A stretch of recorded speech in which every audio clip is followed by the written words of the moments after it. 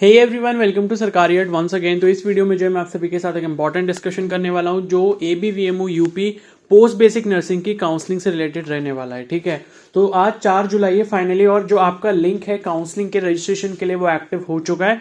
तो वेबसाइट पे जाके अब आप अपना रजिस्ट्रेशन कर सकते हो।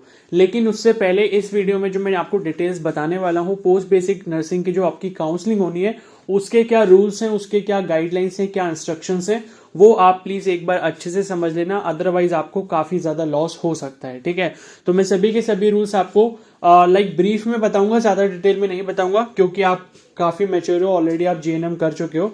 तो एक बार ये पूरा वीडियो देखने के बाद प्लीज ये जो इन्फॉर्मेशन ब्रोशर है, ये गाइडलाइन है आपकी काउंसलिंग की, इसका जो PDF हो वो एक बार अच्छे से पढ़ लेना खुद से भी। ठीक है, सो दैट कि आप पूरा अच्छे से एक बार क्लियर हो जाओ। तो फर्स्ट राउंड जो है वो आपका 4 जुलाई यानी कि आज से स्टार्ट हो गया है, लिंक एक्टिव हो चुका है। कुछ नहीं करना, सिंपली आपको लॉगिन करना है, वहां पर काउंसलिंग राउंड 1 का ऑप्शन आएगा, वहां से जाके आपको थोड़ी बहुत डिटेल्स डाल के अपना रजिस्ट्रेशन कर लेना है। ठीक है, अब जो यहाँ पर लास्ट डेट है काउंसलिंग की वो आपकी 10 जुलाई 2023 है। जब आप लास्ट डेट जो है 10 जुलाई है, तब तक आप अपना फर्स्ट राउंड का रजिस्ट्रेशन कर सकते हो। और जो चॉइस फिलिंग की लास्ट डेट है वो 11 जुलाई है, यानी कि चॉइस फिलिंग जो है वो आपकी आज से ही स्टार्ट हो जाएगी। यानी कि अगर आप अभी रजिस्ट्रेशन कर लेते हो तो उसके जस्ट बाद आप अपनी चॉइस फिलिंग भी कर सकते हो।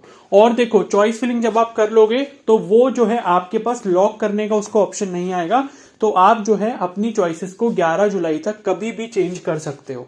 मतलब ऊपर नीचे करना है या कोई कॉलेज आपको अपनी लिस्ट में से डिलीट करना है वो कर सकते हो, क्योंकि 11 जुलाई के बाद वो ऑटोमेटिकली खुद से लॉक हो जाएगा, उससे पहले वो लॉक नहीं होगा। ठीक है, और जो इसका रिजल्ट है फर्स्ट राउंड की काउंसलिंग का वो 14 जुलाई 2023 को आ जाएगा। और फिर 15 से 21 का जो टाइम है वो आपको दिया गया यहाँ पर सीट को एक्सेप्ट करने का और उसके बाद उसमें एडमिशन लेने के लिए। ठीक है, उसके बाद जो है सीधे मॉपअप राउंड होगा। सेकेंड राउंड यहाँ पर कुछ नहीं होगा, फर्स्ट राउंड के बाद सीधे मॉपअप राउंड होगा, तो उसकी बाद में हम लोग बात करेंगे जब होगा। ठीक है, और 1 अगस्त 2023 से जो है वो आपकी क्लासेस यहाँ पर स्टार्ट हो जाएंगे। क्लियर है? तो अब यहाँ पर लिखा है एलिजिबिलिटी क्राइटेरिया जो है मिनिमम 17 साल आपकी एक तो एज होनी चाहिए जब आप यहाँ पर काउंसलिंग करवा रहे हो, और उसके बाद 10+2 आपने पास किया होना चाहिए। और अगर कोई 1986 से पहले का है तो उसने अगर 10+1 वाले सिस्टम में अपनी एजुकेशन करी थी तो वो भी चल जाएगा। ठीक है, बाकी आपके पास GNM का जो सर्टिफिकेट है वो होना चाहिए, और RN/RM का जो रजिस्ट्रेशन है वो आपका होना चाहिए। साथ साथ उसके रजिस्ट्रेशन जो आपका स्टेट नर्सिंग काउंसिल है वहां पर भी आपका रजिस्ट्रेशन होना चाहिए। ठीक है, फिर उसके बाद नेक्स्ट है, आगे चलते हैं। ठीक है, तो मेल नर्स के लिए कुछ अलग क्राइटेरिया होता है, वो एक बार यहाँ पर आप पढ़ लेना। अगर मेल नर्स कोई है तो उसको जो है इस कोर्स के साथ साथ जो है इस किसी भी ये एक ब्रांच में आपका कुछ टाइम के लिए जो है क्या बोलते हैं एक्सपीरियंस होना चाहिए। ठीक है, या ट्रेनिंग होनी चाहिए। अब उसके बाद नेक्स्ट चलते हैं, यहाँ पर कुछ जनरल इंस्ट्रक्शंस लिखे हैं, तो आप वही ABVMO की वेबसाइट पे जाओगे जहां से आपने अभी तक अपना रजिस्ट्रेशन कराया, रिजल्ट चेक कराया, वहीं पे जाना है। और वहीं से क्या करोगे, आप लॉगिन करोगे, अपने डैशबोर्ड पे जाओगे।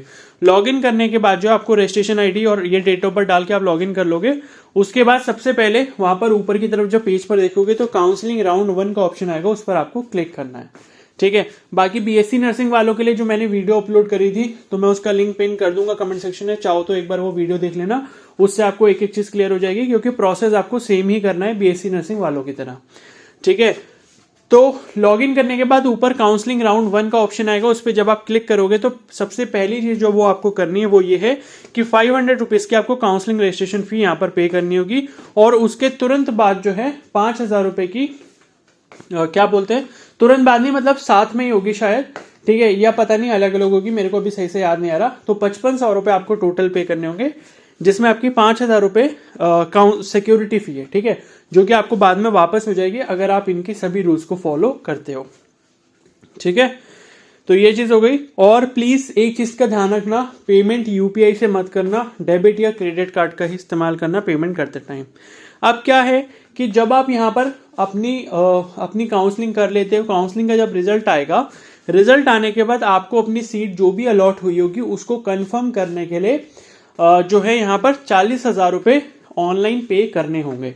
तो आपको अभी से जो है 40,000 रुपए का इंतजाम भी करके रख लेना है, क्योंकि जब आपका सीट अलॉटमेंट होगा तो आपको ऑनलाइन जो है 40,000 रुपए सीट कंफर्मेशन फी के रूप में जो है पे करने होंगे। और ये जो 40,000 है वो आपकी बाद की जो फीस होगी कॉलेज की उसमें एडजस्ट हो जाएंगे, ठीक है। और उसके बाद जब आप एडमिशन करवाने जाओगे तो आपको 2,000 रुपये जो है एडमिशन फॉर्म की फीस भी देनी होगी, वो आपको कॉलेज में देनी है, ठीक है। बाकी सारे डॉक्यूमेंट्स लेके जाने हैं और उनकी एक एक फोटोकॉपी जो है सबकी ले जानी है सेल्फ अटेस्ट करके, ठीक है। और बाकी और जो इंपॉर्टेंट चीज़ें वो मैं बता देता हूँ। तो गवर्नमेंट कॉलेज के लिए देखो यूपी का डोमिसाइल होना ज़रूरी है, या फिर आपने 10th और 12th दोनों यूपी से किए हो, ठीक है, या फिर आपने जो है जीएनएम जो है वो आपने यूपी के किसी भी कॉलेज से किया हो। प्राइवेट कॉलेज के लिए अदर स्टेट के स्टूडेंट्स भी यहाँ पर एलिजिबल रहेंगे, ठीक है।